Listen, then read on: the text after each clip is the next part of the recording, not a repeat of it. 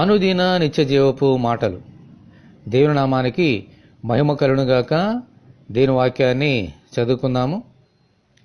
సంగీతములతోనూ కీర్తనలతోనూ ఆత్మ సంబంధమైన పద్యములతోనూ ఒకనికి ఒకడు బోధించుచు బుద్ధి చెప్పుచు కృపాసహితముగా మీ హృదయములలో దేవుని గురించి గానము చేయుచు సమస్త విధములైన జ్ఞానముతో క్రీస్తు వాక్యం మీలో సమృద్ధిగా నివసింపనీయుడి. కొలస్సీలకు రాసిన పత్రిక 3వ అధ్యాయము 16వ వచనం.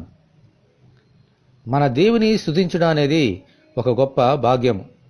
నదులు, కొండలు, చెట్లు చప్పట్లు కొడుతూ ఆయనను స్తుతిస్తున్నాయి.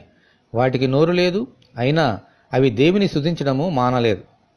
దేవుడు మనల్ని ఆయన స్వరూపంలో పోలికలో సృష్టించారు. మనకు నోరు ఇచ్చారు. దానితో దేవుని స్తుతించాలని, మహిమపరచాలని. ఇంట్లో ఉన్నా బయట ఉన్నా ఎల్లప్పుడూ మన నోరు ఆయన స్తుతులతో నింపబడాలి. ప్రభువా, నా నోరు తెరచి మీ స్తుతులతో నింపి ఎల్లప్పుడూ మిమ్మల్ని గణపరిచినట్లు చేయమని మనమందరము దేవుని ప్రార్థన చేసుకుందాము. ప్రభువా, మీకు వందనాలు. మా యొక్క నోరును తెరచి ఎల్లప్పుడూ మీ స్తుతులతో నింపి, ప్రభువా, నా ప్రాణమా యెహోవాను సన్నుతించుము.